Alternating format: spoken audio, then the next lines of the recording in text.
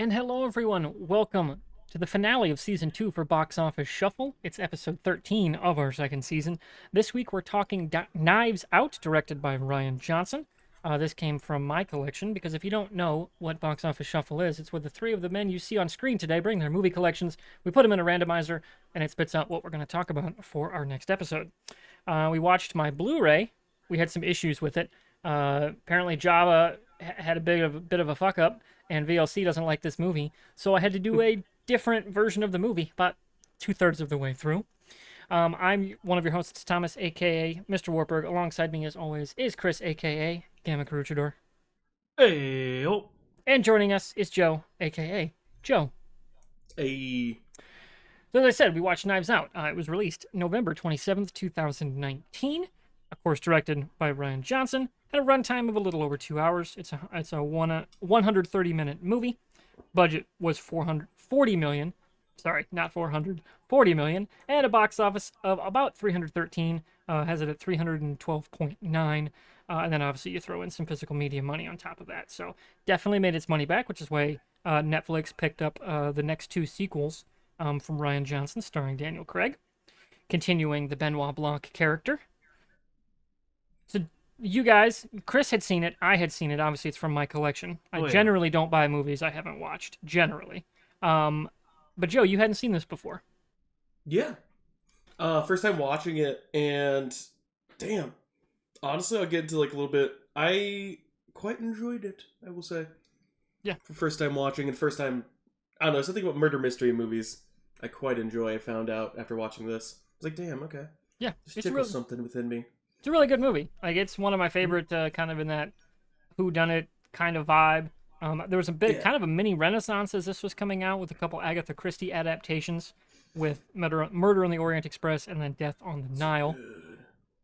And then there was The Haunting in Venice, I think was the third one. Yeah. Which you and I went to see in theaters. Actually quite enjoyed that one.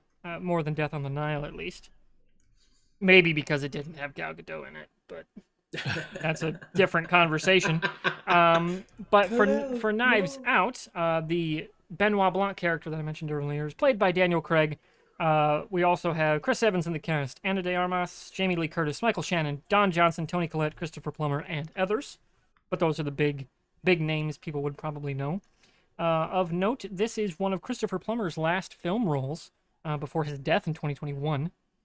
I mostly am a huge Christopher Plummer fan because he's one of my all-time favorite movie villains in Star Trek VI, The Undiscovered Country. He plays General Chang and absolutely hams it the fuck up as a Klingon quoting Shakespeare as he's trying to kill everyone. It's amazing. He's so good in that movie. And then Star Trek does their thing. They have another villain character in Picard season 3. It's his daughter, Amanda Plummer, and she's also awesome in that season as a villain. Fantastic stuff. You might say I'm a big Star Trek fan, which we'll get into later in the episode, because there's some Star Trek stuff to talk about. Maybe in my collection of movie piles that I bought while on vacation. Maybe. We'll see what happens. So, also of note for this one, in terms of like big awards for Knives Out when it came out, it was nominated for Best Screenplay, which was written by Rian Johnson. Anybody take a guess what it lost to? It was the 92nd Academy Awards. This was 2019, right? So then the awards would have been in 2020. God, This was one of my last movies I watched in theaters before the pandemic. The real last one, I think, was Birds of Prey / The Emancipation of Harley Quinn. That was the last one you watched then. But that was in 2020 proper. Yeah. Oh god, I couldn't tell you. It is a socioeconomic horror movie that's not an American film. What? Is it Parasite? Yep, it's Parasite. Okay. There you go. Yeah. Good movie. Yeah. So I couldn't remember what year Parasite was. Yeah. But I thought it was either pre-pandemic, which I guess technically was, but yeah, it was like the awards were coming out right as the pandemic was starting, basically. Yeah, that's right. Yeah. But yeah, Parasite, I've yet to see. It's on the list. Me neither.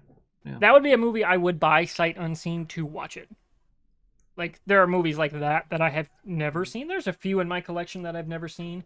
Like, I don't think I've ever actually seen Predator. The whole, like, all the way through. I've seen parts of it on like TBS and TNT re-airs, but I've never actually sat down and watched it continually. Oh shit.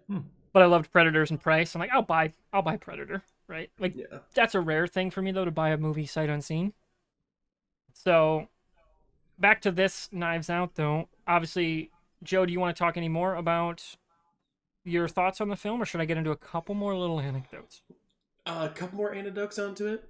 Let me cap that off. Is it antidotes or anecdotes? Anecdotes. I might have mispronounced it. There's a good chance. Just messing with you. All right, so Knives Out's actually been in the works for some time before this movie came out. So Looper, that was a 2012 release starring Joseph Gordon-Levitt and Bruce Willis. Actually, a really excellent little time travel sci-fi movie that I really enjoy. That was a Rian Johnson movie.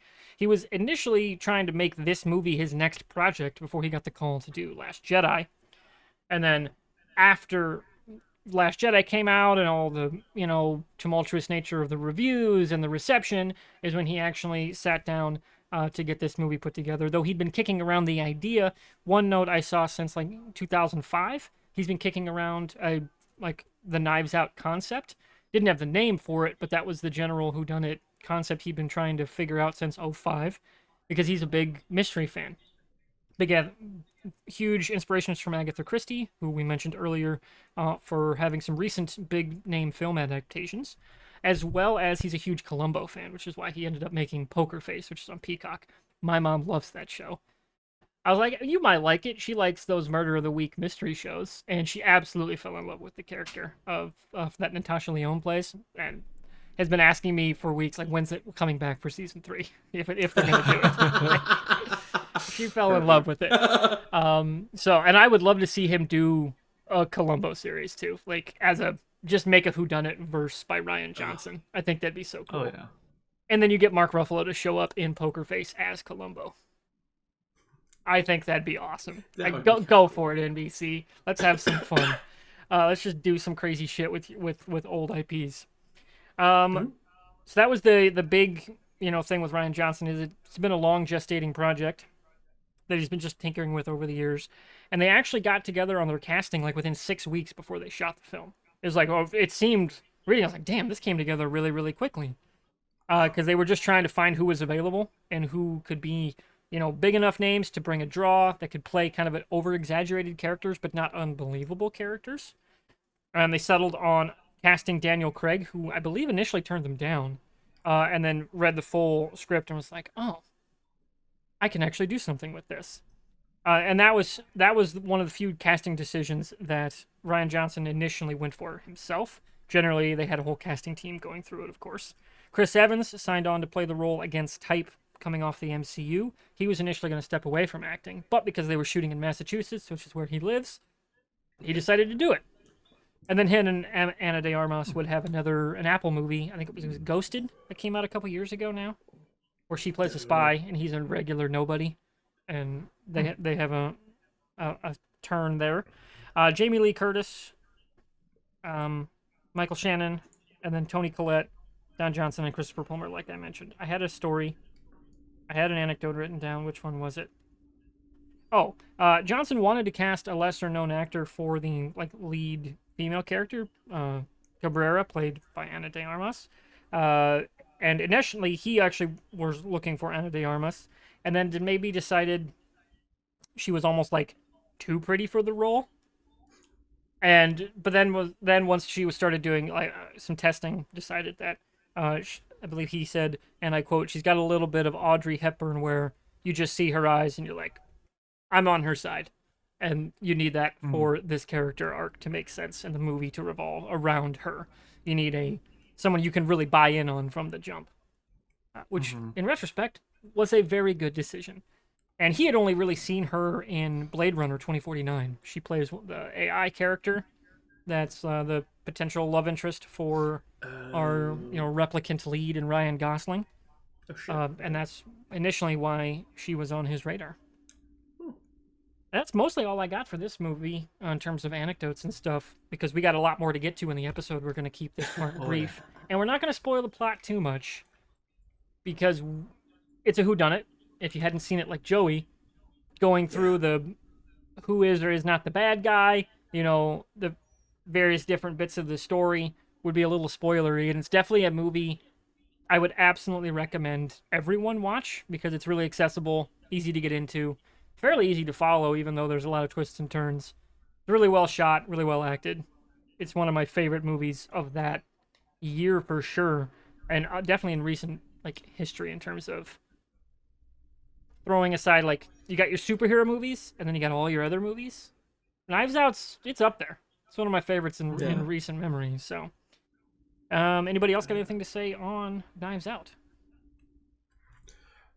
I have got nothing except just I can kind of cover like favorite parts of the movie within it.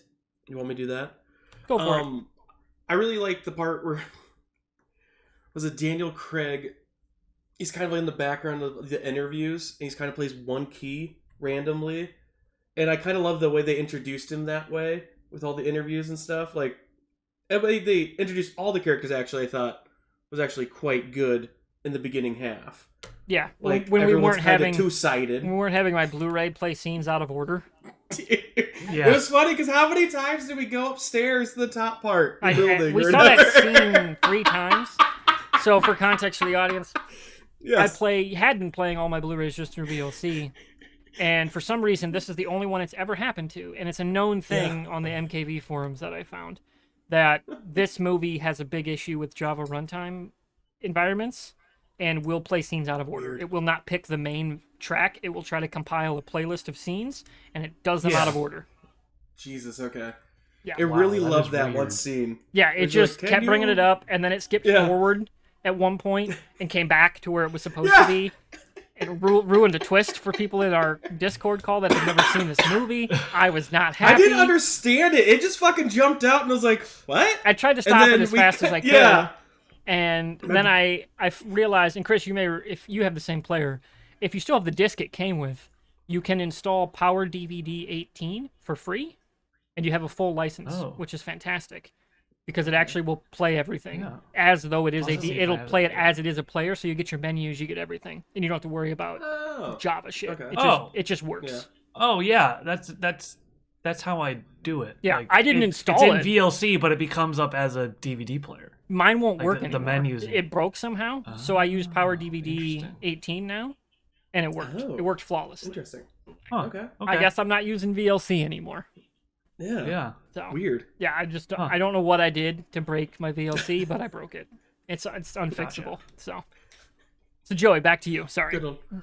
No, also like with all the characters introduced, the double-sidedness of kind of the interviews and what actually kind of happens, I thought was really kind of cool.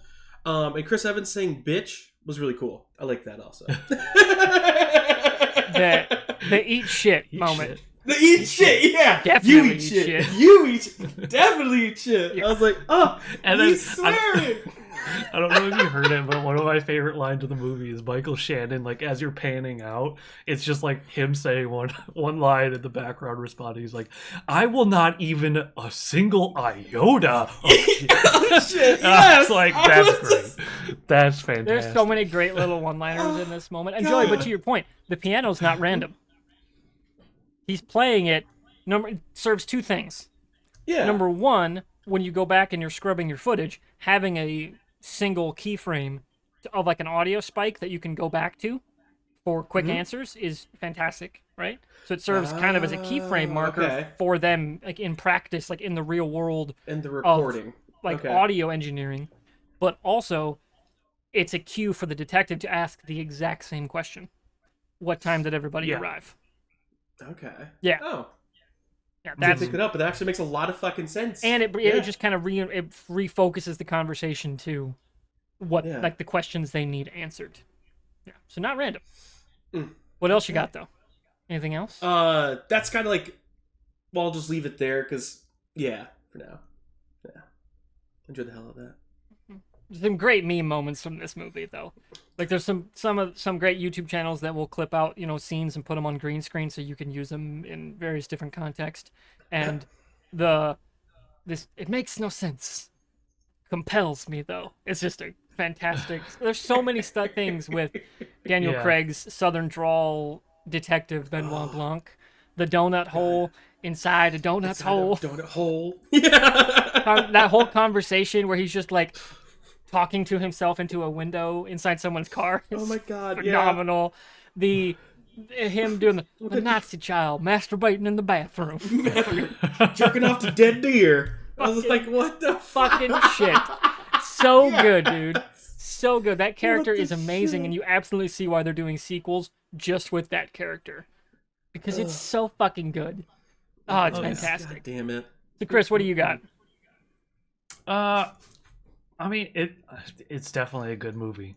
I think it is one of those movies where it's not as fun watching it the second time, just because I know what's happening. Mm-hmm. And like there are some movies that it's like, oh, you go back and you rewatch it and you know what the twist or the ending or whatever is, and you go back and you watch and it's like, oh, that makes sense now. Like I didn't pick up on that the first time, or I didn't pick up on this.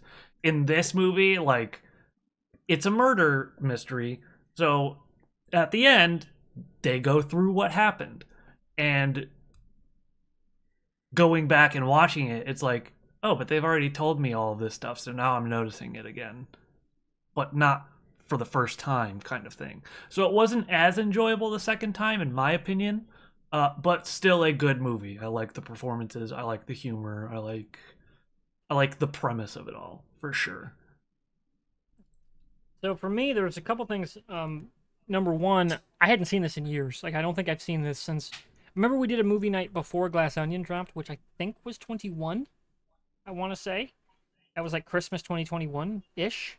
Mm-hmm. So it had been 3+ years since I've seen this movie. So like the entire first act, I'm like, man, I barely remember this. Because most of the things I've seen that I've rewatched have been just clips on YouTube. And so Right. those things stick in my brain. One big callback that is like basically right away in the beginning is when Christopher Plummer is going on that rant about how Ransom doesn't know the difference between a knife and a prop knife. And at the end, he circles back and he stabs, what he thinks it's a knife, but it's just a prop knife because he's trying to kill the Cabrera character. Like, yeah, they definitely were on the nose thing where, yeah, you're right. The second time, you're picking up on, oh, okay, this is that connection, and you're figuring it out, which I thought enhances the rewatchability, but that's where you get into, why different people enjoy movies differently. So, Oh yeah. Mm-hmm. so should we Yeah. do scores now? Yeah. So Joey, I'm this down. is your first time. So on the 5, Yes. letterbox kind of 4.5, 5 scale, what would you put this? Probably a 4.5. Rank it pretty highly for me. 4.5 or a 4? 4.5. Sorry. Okay, Chris, how about yourself? I probably put the movie just because of my perspective of the rewatchability. I'll probably put. I think I'll put it at a 4. It's still a really good movie. I just don't think it's as watchable. And for anybody who cares, the Kingpin score is still 1 because this is a Chris Evans movie. So Chris Evans was in what is it? Not Another Teen Movie with Randy Quaid. We've already done that for Been Push. there. I didn't feel like doing a whole thing for this one. There's your Kingpin score. Okay, Kingpin is a degree of 1. We'll see if Degree season of 1. 3 gives us anything more Maybe. than 1 for the first time. And myself, I do a 4.5. Largely because the strength of the character of Benoit Blanc is just really, really good. Something about Daniel Craig in the southern accent just fucking gets me, man. Like him just going for it, all the time in that character. So good. We need to get you watching Logan Lucky. I'm hoping we pull it. It's on my list and yours, so we got a good chance of pulling it for next season. But speaking of next season, we got a lot of movies to add, don't we? Yee. So, Yes, do. one of the reasons we had a bit longer break between this episode and last is I bounced out to the Chicagoland area to visit Chris, along with a few other friends, Jaron, Jerron, and Liz, as well as hang out with a few other people throughout the week. And one of the things, of course, we did, since we're going to the Chicagoland area, is go to Half Price Books twice. For some reason. And I just wanted to go because I like going to pick up movies, and I actually went to 3 places to pick up used movies. I went to a thrift store on the way out in Dubuque, and then Half Price Books twice. So I have added, since last episode, 27 movies to my collection. Gamma had never been to a Half Price Books, even though he works like I next didn't to even one. know they exist. Yeah. It's literally 2 minutes from where I work. Yes. So, Chris, Oh my what did you add to your collection? So I love this movie. I was hoping they had the second one as well, but I added A Quiet Place. Ooh, Great movie. I'm excited to watch that Mhm. with my totally scared of that kind of movies mother. After the debacle of our Batman Begins watching, and I only had full screen, I found a completely sealed Dark Knight Blu-ray set. So all 3 movies. So I upgraded all of them from DVD to limited edition Blu-ray. Oh, I want that. I also got Good Will Hunting, which fantastic movie. This one I've been looking for a little bit. It's only on DVD. If I see it in Blu-ray, I will upgrade it. I love this movie. Fighting with my family. I can never remember if there's the word "my" in there. Yeah. Fighting with My Family. Florence Pugh, Nick Frost, Vince Vaughn. Yeah. A little bit of The Rock in there. Fantastic movie. Never seen it. I really like that. It's on my one. list. And then they had them all, so I got all of the John Wicks. I have not seen John Wick 4 yet, but I think I'll have to do a viewing of all 4 of them in a row. Absolutely, you should. It's Absolutely. so good. But that's my add to my collection. Gotcha. Well, should I start with what are my brand new ads, or should I start with my used editions? Do the used, and Used. then we'll do the brand news. Okay. So here is all my used collection that I added. It's a lot. I might put up a full image in post, but we'll go with I got Kong Skull Island, which I really actually quite enjoy. It's got some fun performances: Samuel Jackson, Tom Hiddleston, and John Goodman too. I got the Riddick collection because the last time I was in Des Moines with Joey, I bought Riddick, the 3rd movie. And then I got Pitch Black and Chronicles of Riddick. So now I have all 3 Riddick movies. Nice. Upgraded my Transformers DVD to Blu-ray. The first Transformers is pretty damn good. I really enjoy it. It is. I bought Jaws because I've never seen it. Fuck yeah. Oh, shit. The Jumanji reboot, Welcome to the Jungle, which was an excellent little family comedy. That's a good movie. Mhm. That's a good movie. I upgraded my Men Who Stare at Goats DVD to Blu-ray because that was it was like $2 at that thrift store I went to. So, I'll do that. Movie. I never actually did own Zombieland before, so I bought Zombieland. I bought a couple animated 2-parters, which are some of my DC favorites. The Dark Knight Returns 1 and 2. Stupid Warner Brothers though canceled the digital codes because Warner Brothers fucking sucks. Ugh. And then I got The Death of Superman and The Reign of the Supermen, which we actually watched in Discord as part of our little Superman kick after seeing Superman twice. Which, yeah, all 3 of us went to see Superman. It was real good. Best superhero movie this year. Bought Remember the Titans. This was new. I already Yes. opened it, though.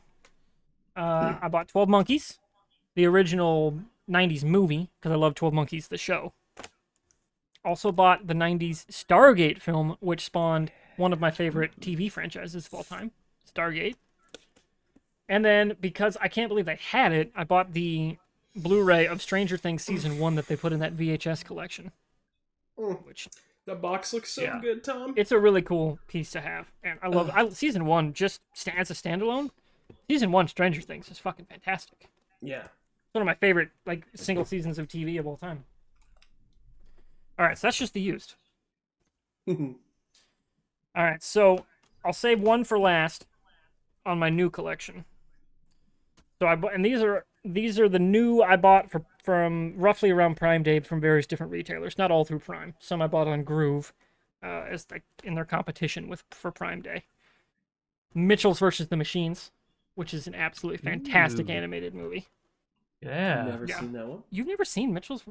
We've watched it twice in Discord because it's fucking great. Really? It's phenomenal. And we're now getting back to Star Trek Lower Decks. I And Nice. speaking of Star Trek, they're doing, and this is the collected edition, all 5 seasons. They're doing a full-on Henson Muppets episode of Star Trek: Strange New World season 4. I saw you That's post that. crazy. I was like, Oh, I'm excited. Oh, that's gonna be so good. I bought Watchmen, which was the HBO season Good movie. miniseries. Not the movie. This is the miniseries. Okay. Chernobyl, which is another Oh, great little one-off miniseries. so good. Jurassic Park, the first one. Nice. Oh, Another so good. Transformers movie, Transformers 1. That one's Those are- really good too. The first Die Hard, because it was like $9 on 4K. Like, yes. At least I think I might be crossing up the prices. And then Beverly Hills Cop 1 and 2. Beverly Hills Cop 1 is an upgrade off Blu-ray. The second I didn't actually own.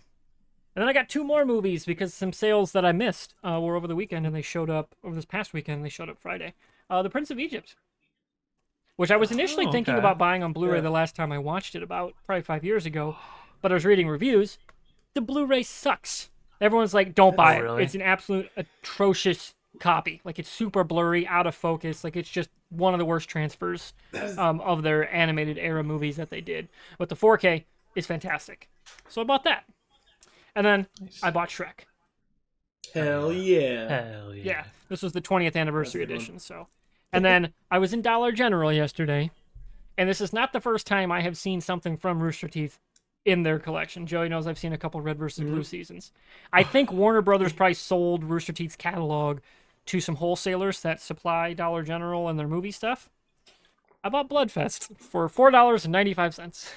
Oh, I forgot that that's a movie. That they Right? did. I helped fund this movie Oh, shit. back during the crowdfunding campaign. Yeah. Shit, let's go. But yeah, that's all the movies I've added. Hell yeah. So a couple. A couple movies. A couple of them. Just a few things. So we have a lot to add to our Yes. movie collection for season 3. But before we talk season 3, we got to rank season 2, gentlemen. Fuck Oh, yeah. yeah. So we had 13. yeah. We had 13 movies this year, or this season, I should say, which is mostly of the year so far. Because we came and did Little Giants, Super Bowl weekend, and now we're 13 Yep. episodes and many, many weeks later Yep. in the year here in late July. We got 13 films to get through. I have my list completely ranked. We'll go ascending order, you think, or should we go descending order? Last time we did bottom to top, so I'm I feel fine like with we that. should just do that Yeah. again. Yeah. Works for me. So we're gonna go. We'll do snake order. So, we'll do our 13s into 12. So it'll be me, Chris, Joe, Chris, me, Chris, Joe, and then Okay. we'll roll through our list. And good. well, we'll see Okay. what happens as we go. I will show you guys here on the podcast version, on the video podcast version. We've got the rankings that will update from time to time, but it'll mostly stay on the main cam. Oops, wrong screen. Really? Of all the words I had to add to the dictionary, that's one. Okay. All right, so I'll start here. My 13. It actually kind of got difficult there towards the bottom of like, man, what do I think is actually the worst? Because as we were mentioning in the pre-show, the top 5s, we're probably going to have some combination of the same top 5, more or less. I'm guessing so. Yeah. After that, there's maybe a few movies in the middle, and then it's like, what do I put last? Something's got to go last. It was harder to pick. Like Kingpin for last time was like pretty easy, absolutely on the Spot bottom. on. You no mean matter The what. Godfather? You son of a bitch. But it was much harder to do it this time for the bottom. I found the top to be easier, to be honest. Yeah. My 13 is Enemy at the Gates. Mm. Okay. Just not a very good war movie, not a very good movie, period. A lot of things that didn't make a whole lot of sense, including the accents. It was very weird. That's true. Very weird. I forgot about that. That might I have mean, changed it. the French, I forgot how the bad French, it was. the French both sucked in World War II and sucked making World War II movies.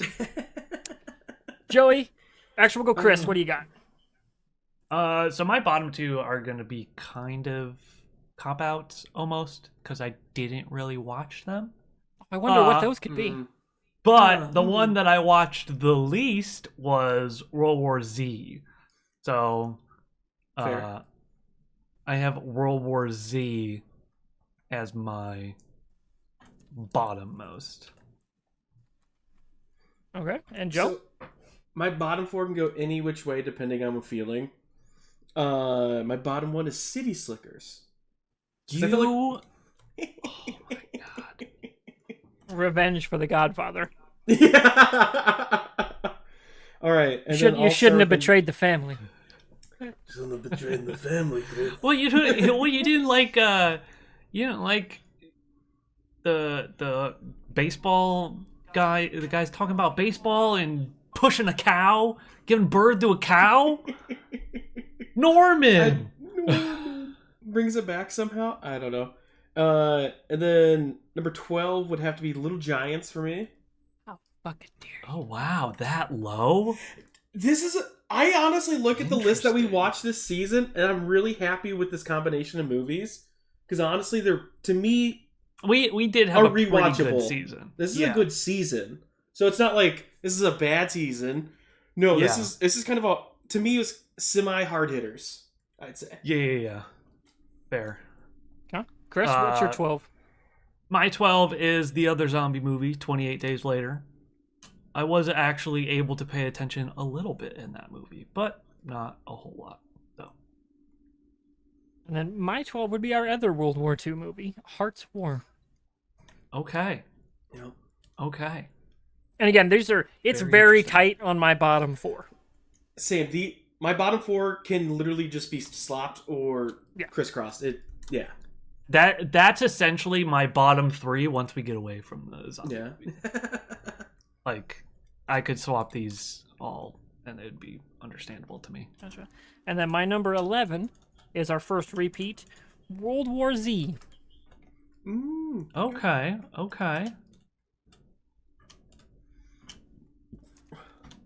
And then we're back up to Chris. My number 11 is actually Annihilation. Oh shit. Okay. A little offended. It All right. was just a little bit. It's just too awkward. It was a weird film.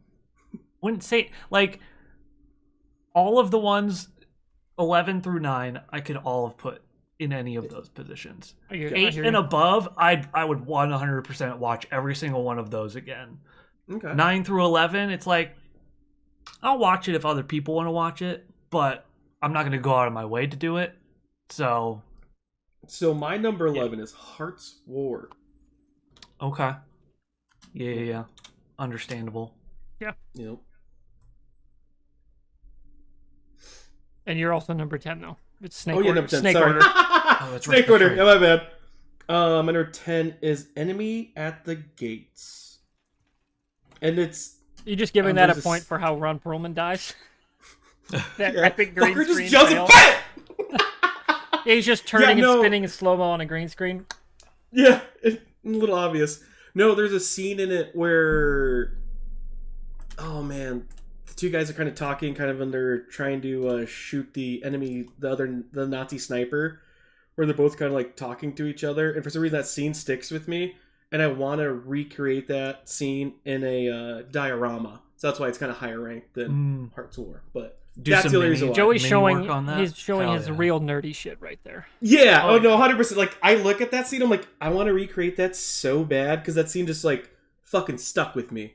That was the only thing memorable about the movie for me. It was just that part. Fair enough. And Chris.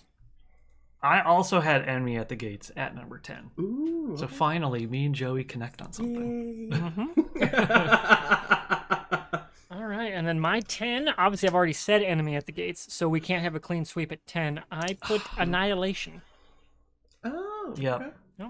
Yep. Yeah, for me, it's just an interesting sci-fi movie, but not interesting enough to Right. make me want to go back.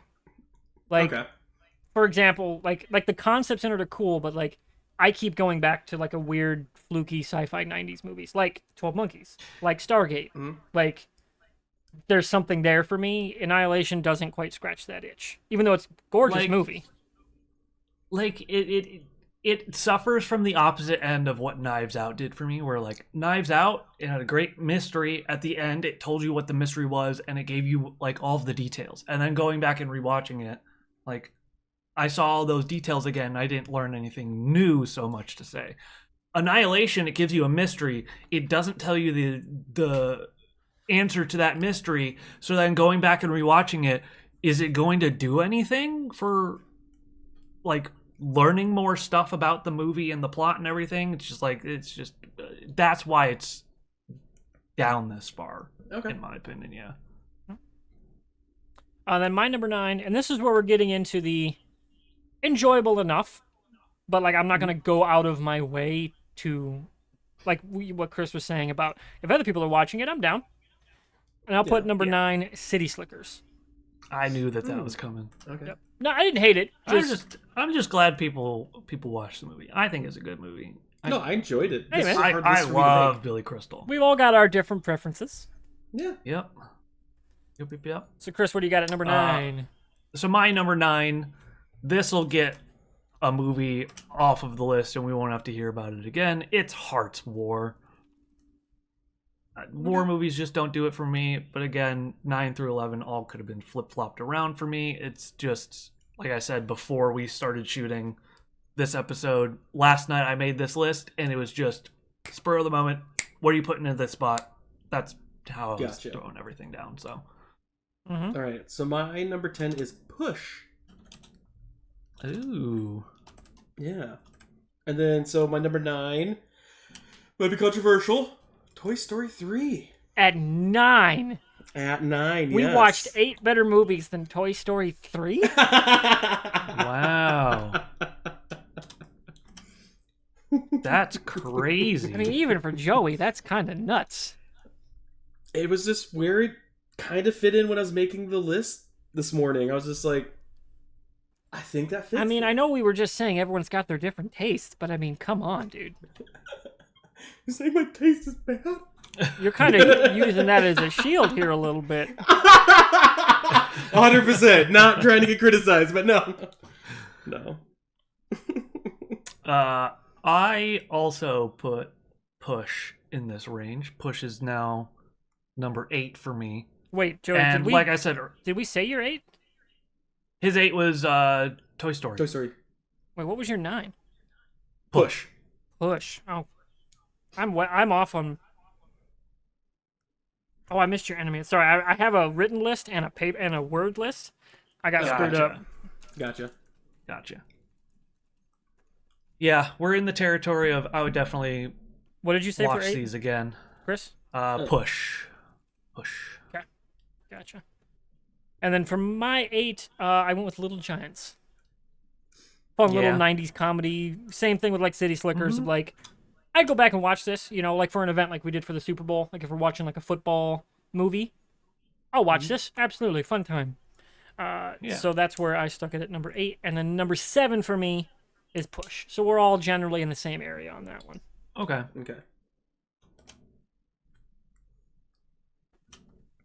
And then I believe we're up to Chris's number 7. For my number 7, I went ahead and I said, I said Hellboy here. Okay. I would say very much 6 through 8 are very much like 9 through 11 for me, all interchangeable. But Hellboy, I put at number 7. Very fun movie for sure. But at times, like I said in the episode, can be a little bit slow to me. My number 7 is World War Z. I'm a big fan of zombie movies. I'm kind of surprised that wasn't higher for you. And then my number 6 is another zombie movie, 28 Days Later. That's about where I thought you'd put it. Yeah. They're not in the top 5, but enjoyable. All right, so we're up to the 6s here for Chris. For my number 6, I went ahead and this is where I put Little Giants. Little Giants, very fun movie, but just not stand out for the top 5. I think we all thought the top 5 is going to be actually really good ones this time around. So I couldn't justify putting it in my top 5. Fair enough. And then my number 6, same spot as Joe. I put 28 days later. Nice. So here in a moment, I'm going to get the Word doc updated, and I'll show it on screen here so audiences can see what we're talking about. And we'll go over our 6 through 13 before we get into our top 5. The real stakes are upon us. 8 days later, a World War Z. All right, so going to my Wheelspin page. All right, so we've got me for our 13 through 16. Enemy at the Gates for me, Hearts War, World War Z, Annihilation, City Slickers, Little Giants, Push, and 28 Days Later. Ascending order. For Chris, World War Z, 28 Days Later, Annihilation, Enemy at the Gates, Hearts War, Push, Hellboy, and Little Giants.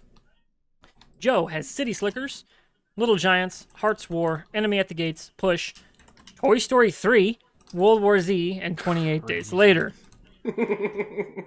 So largely we're in agreement on a lot of our lower end of our list, minus one big exception with Toy Story 3 and potentially Hellboy. We'll see where Joey ranks his as well, with Chris's putting Hellboy at 7. Yeah. All right, so we're up to our top 5. So we're on our 5s, which I believe, is it my go for 5? Yes. Yeah. Yes. So, my 5, and my rationale for my top 5, similar to the rest of my list, is what do I want to rewatch? And it happens to be this is my current mood on my top 5, but depending on the situation, you could swap things around. They're all in a similar tier for me in terms of enjoyment, rewatchability, and like what I would score them. So my number 5 is Toy Story 3. Excellent animated movie. If it had been the last Toy Story movie, it would have been a great cap to a great trilogy. Obviously, they've continued it since, but it was a really, really well done Pixar movie. So that's where I put it at number 5. So, Chris, what's your 5? My 5 is Knives Out. We're getting into a top 5. These were hard to put, but I put Knives Out right here just because of that issue that I had with rewatchability. Fair enough. So for my top 5, basically, I based it off what movie I kind of think about more. The top 5 is ones I think about more, like just randomly, like throughout like weeks and stuff like that. So my top 5 is Annihilation. Okay. Did you get new shelves Where? in your back behind you? Have those always been there? Yeah. I haven't been down in your basement in a long time. Those are new. I'm looking at them like, when the fuck did you get those shelves? Oh yeah, because I've got 4 things of mini shelves equal. Then everything else is video games and movies. Huh. Continuing on that way. Weird. So, all right, what did you say for 5? That threw me. Annihilation. Annihilation. Yeah, I really enjoy that. I think about that movie probably. I think about it a lot. Just the art direction. It feels like a SCP kind of story come to life on a big screen, and I really liked it. That occurs to me. Have you ever played many of the Supergiant games? No. I think you'd love them because they're very similar, like, abject, like, that's not the right word, cosmic horror. They do some of that stuff. I think there's one where they specifically are doing like Cthulhu and Alien stuff. I'm like, oh shit, you fucking love those games, dude. I would fucking love that. I think you should absolutely seek them out. There's some that are absolutely your cup of tea. All right. Yeah. So you put Annihilation. So what's your number 4? Yeah. Number 4 is Hellboy, because every time I rewatch that movie, I want to read the comics, the Dark Horse comics. It's great I adaptations. love it. That is fair. They're so good. All right, Chris, what do you got? At number 4, I have Toy Story 3. That is where I put our first and only animated film so far. Yeah, we might have some more here coming up because we're coming up like Mitchell's versus the Machines was a COVID era one that I don't think got a theatrical release. But that's where we might have to have a conversation of technically they don't have a box office. But with the streaming era, do we add it in there anyway? But that's I think the point, we've talked about this. The point of this show is watching movies in our physical collections. If we have it in our physical collection, it is on the wheel. Yep. Just not TV shows. Fair enough. Yep. Fair enough. That works for me. And Joe, oh, sorry, this is me. My number 4, Knives Out, which is obviously this week's episode. Okay. Yep. And then my number 3, another repeat from our last round, I had Hellboy at number 3. This is the Hellboy. Yeah, All right. I quite enjoyed the Ron Perlman turn, Guillermo del Toro getting to do some, Guillermo del Toro things, and then he does even more in the sequel, Right. which of course the fish creature has a love interest because it's Guillermo del Toro. Yeah. Chris, what's your number 3? My number 3 is City Slickers. I wondered when that was. Movie. I wondered when that was coming up. Just like it. Hey, don't fault you. I only fault Joey for Toy Story 3 at 9 or 8, whatever the fuck it was. Understandable. Yeah. My number 3 is Casino Royale. Okay. First time we've heard that on the list so far. Yeah, I imagined that was going to be high for all of us. Yeah. It's a good James Bond movie. Readaptation, relaunching, for sure. so Yeah. good. Mm-hmm. And then my number 2 is Batman Begins. Wow. Okay. Oops. Batman Begins at number 2 for Joe. Yeah, what are we missing for Joe? Hang on. What are we? I know what we're missing from I know what I'm missing. I have a feeling like we might have a straight clean sweep of number 2 for Batman Begins. Oh shit! To Warburg now. Well, it won't be. Where'd he put it?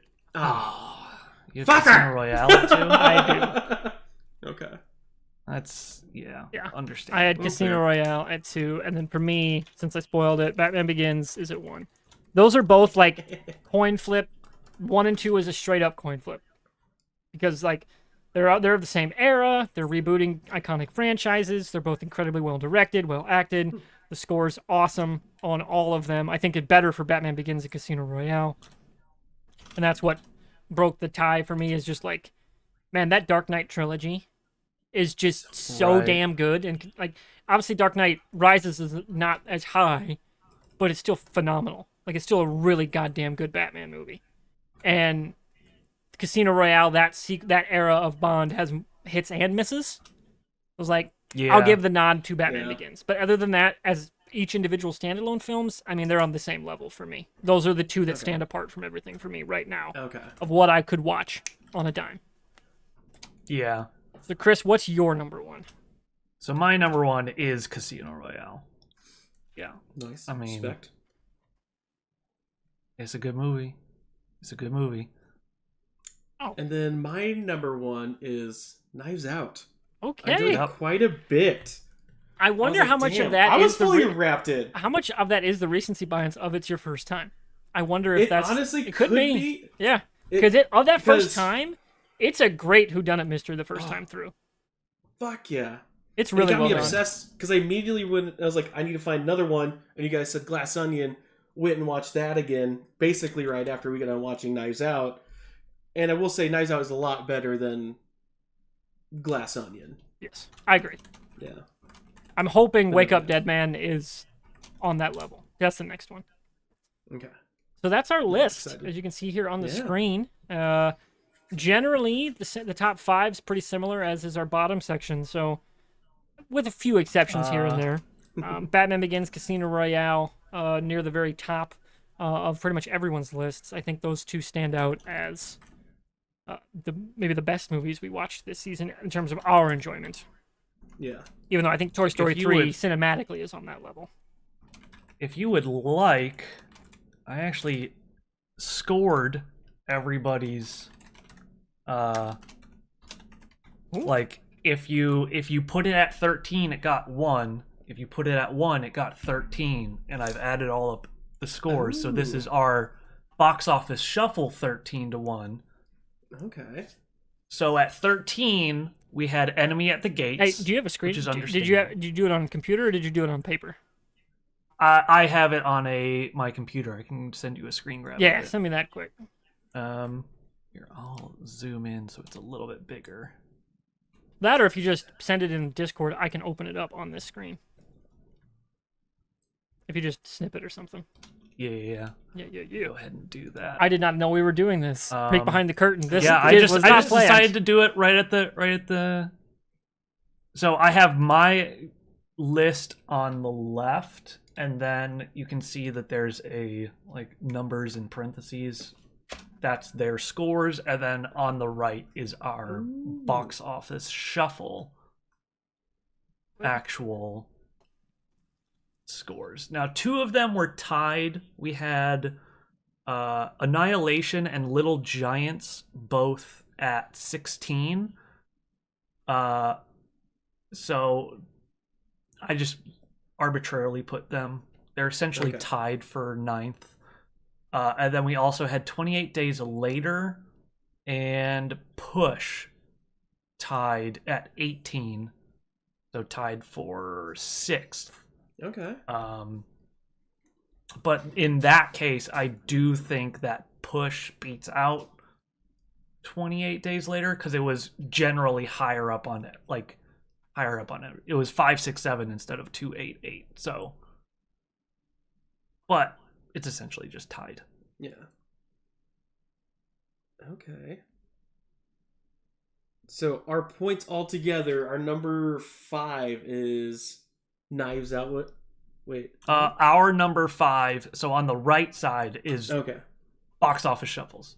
So our number 5 is Toy Story 3. So even though Joey tried to screw us, it's still in the top 5. Oh, this exactly matches my top 5. Oh, is it really? Yeah. That's crazy. Nice. Clearly, I am the arbiter of taste. Oh, okay. Okay. That's how it is. I think it's just the fact that me and Joey are so the antithesis of each other that you balance everything out. I'm the middle of the road. Yeah. I am the Sith, Joey is Jedi, and Morberg is the Force. Yeah, this is incredibly close. Incredibly close to my list. Yeah. I think if you swap City Slickers and Little Giants, and then Push and 28 Days Later. No. Okay. Yeah, swap City Slickers and Little Giants. That is exactly my list. Damn. Wow. Right? That's crazy. Yeah. Yeah. That's absolutely crazy. Crazy. It really is kind of nuts. Damn. Yeah. But I like this. We should continue this for season 3. I like this. Damn. Getting a median ranking of the group ranking. Mm-hmm. Yeah, I remember after the last episode, you're like, oh, maybe I'll make a letterboxed of like our like the group's top 5 or whatever, or like list of this. So I was like, you know what? Literally, I thought of it as we started doing this. I was like, you know what? I'll do some math while we're all ranking things. Awesome, Chris. Yeah, I appreciate it. It's good, solid work. So yeah, this is going to be about a 45-minute episode. This is probably where we wrap up here. This will probably call it for season 2. It'll be just a short break before we do season 3, even though football's about to start again. We took a break for vacation, so I'm still in the mood to continue watching movies with my friends here. So we'll get back. I put all my movies in my collection already. They're in my wheel of names, spin wheel, ready to rock and roll for season 3. So that'll be the plan. Or do you guys want to pick one right now? We want to tease for season 3? Tease us. Okay. I have something that I would like to pitch. Okay, then we'll wait. We can wait. Absolutely. Yeah. We'll wait. We can wait. But all right. I have something that I'd like to pitch for adding into the possible selection wheel. Well, let me make a new notepad for our after show call. And then we'll start writing some ideas up for season 3. So that's a bit of tease. So if you like us talking physical media and razzing each other about our movie selections and what we like or don't like about them, definitely hit that subscribe. Follow along. Let us know in the comments what you thought of those 13 movies was the best we watched this year, especially if you're one of our regular listeners. And we'll see you around for season 3 shortly, probably sometime later in August. Bye. See you.